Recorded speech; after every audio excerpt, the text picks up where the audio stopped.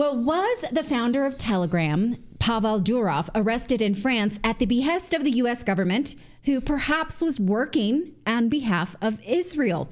This is a relevant question, and here is why. Durov was arrested in France this weekend because they say Telegram has insufficient moderation and is widely used by criminals. They say that because Telegram's operational policies, meaning it does not censor and does not cooperate with law enforcement, means that it indirectly supports illicit activities. But Telegram is the one social network that has not played ball in censoring leaked emails and leaked documents from Israel. WikiLeaks and the Israeli paper Haaretz are reporting that due to a massive hack of the Israeli government, Israel is trying to censor the whole internet. Here is the story from WikiLeaks saying because of this, Israel hackers stealing troves of sensitive Israeli data, that Israel is now just waging war on the whole internet. Here is the full and extensive report from Haaretz. Now, take a look at this for a second. Look at the date on this, published October 21st, days before the Telegram founder was arrested.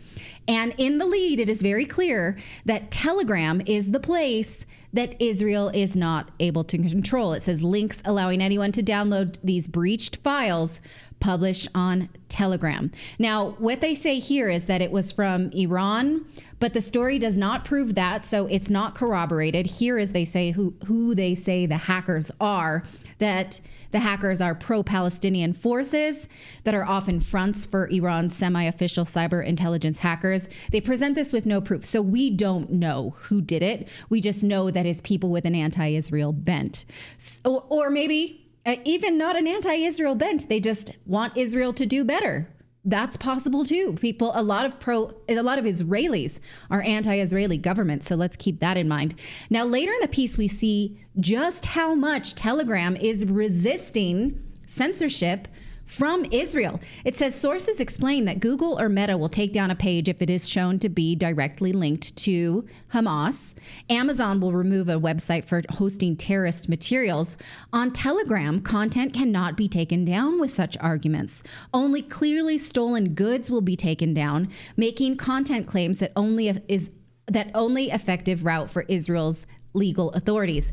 The data speaks for itself. According to official numbers provided by Israel, the Justice Ministry has sent Facebook over 40,000 successful requests to remove content, illegal content.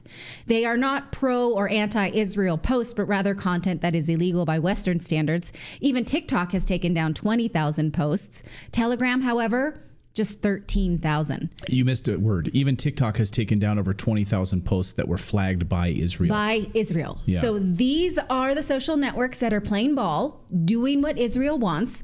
Telegram is not. Is this a coincidence? How does that feel to you? So Haaretz exposes just how much the Israeli government can't control Telegram. And then a few days later, the founder is arrested in France. And again, they say because of the insufficient moderation that is widely used by criminals. But WhatsApp is also widely used by criminals. So is Facebook, Twitter, although they say that they are after those things and trying to clean it up. But why haven't those platforms had arrests of their CEOs when they fly into the European Union, specifically France? Here's what Elon Musk says about it. When this post asked, why didn't Mark Zuckerberg get arrested for having child predators on his platforms? Elon Musk says because he's already caved into censorship pressure. Instagram has massive child exploitation problems, but no arrests because he censors free speech and gives government backers access to user data. In other words, Zuckerberg plays ball. Durov was not. Here's what conservative David Sachs said about the U.S. involvement, which again is just conjecture at this point. We're just asking the question because the timing is so suspicious. Using allied countries to circumvent First Amendment protections is the new rendition. Well, is France an ally to the United States? Yes. And has the United States shown an appetite to control Telegram? Absolutely, yes. Durov explained this to Tucker Carlson just a few weeks ago. Watch this. We get too much attention from the FBI, the security agencies, wherever we came to the US. So to give you an example, last time I was in the US, I brought an engineer that is working for Telegram, and there was an attempt to secretly hire my engineer behind my back by cybersecurity officers or agents, whatever they are called. The U.S. government should hire your engineer? That's my understanding. That's what he told me. To write code for them or to break into Telegram? They were curious to learn which open source libraries are integrated to the Telegram's app, on the client side, and they were trying to persuade him to use certain open source tools that he would then integrate into the Telegram's code that, in my understanding, would serve as backdoors. Would allow the U.S. government to spy on people who use Telegram?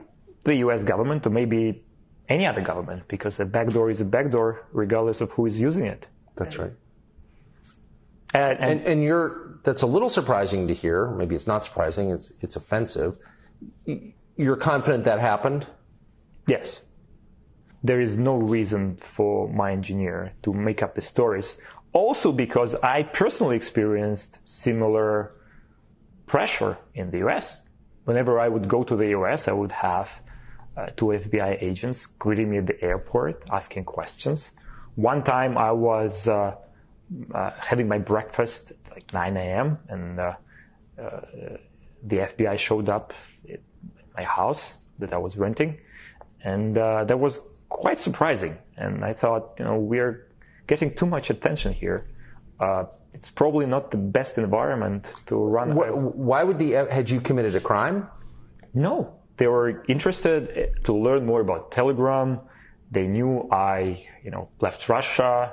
They knew what we were doing, but they wanted details. And my understanding is that they wanted to establish a relationship to, in a way, control Telegram better. I understand that they were doing their job. It's just that for us running a privacy-focused social media platform, that probably wasn't the best environment to be in. We want to be focused on what we do, not on government relations of that sort. Government relations. Yes, that is funny, right? Government relations. You want an example of how the government wants relations with social media? Look no further than this declaration from Twitter executive Yoel Roth. We showed you this last year, dated December of 2020.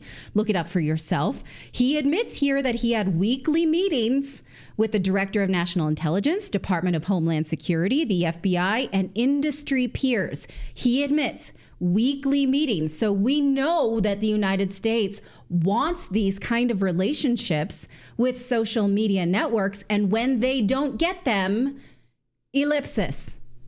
Here we are. Fill in the blank, right? So would the U.S. government do this on behalf of Israel when it looks like they're pretty motivated to want to do this without Israel? Would they both do it? These are relevant questions and we just don't know. It's worth noting that Durov is a Russian-born citizen of Russia, but he had French citizenship, which he obtained, maybe he shouldn't have, in 2021. Russia is trying to get answers about why France is detaining one of their own. And France is saying, we don't have to answer to you because he has French citizenship, and we perceive that as precedential. Now, according to the New York Post, he left Russia in 2014 because he refused to hand over encrypted user data to Russian officials, which he then later on went on to sell. But it's not the Russian government that arrested him. They're the only ones speaking for him. In fact, French President Macron is saying, here's what he said about this on X. This is a translation of his post. And he's saying, well, it's part of an ongoing judicial information. It has nothing to do with a political decision. It's up to the judges. But in France, are you not allowed to know when there's an ongoing investigation around you? Because Telegram is saying he didn't know that he was in any kind of hot water at all. That's why he went to France.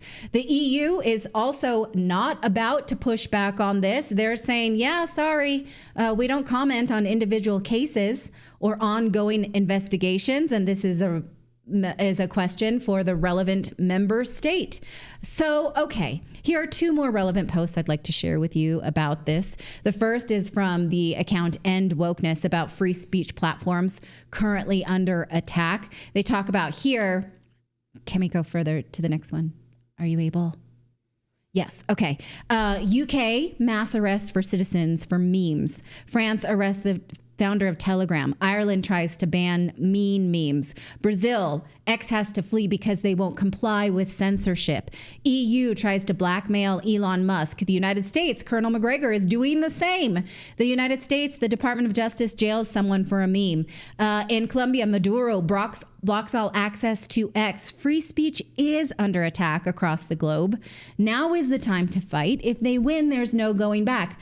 I feel that in my bones. Please join me in being outraged about this, because if we have enough of a backlash about this, maybe we can change it. Maybe something will happen. And I want to leave you with this warning by Edward Snowden, who continues to have I told you so moments.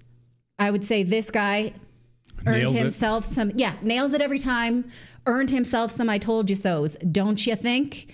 That guy's book, that guy's leaks, they held up. He says, first they came for TikTok. I did not speak out because I was not 12 years old.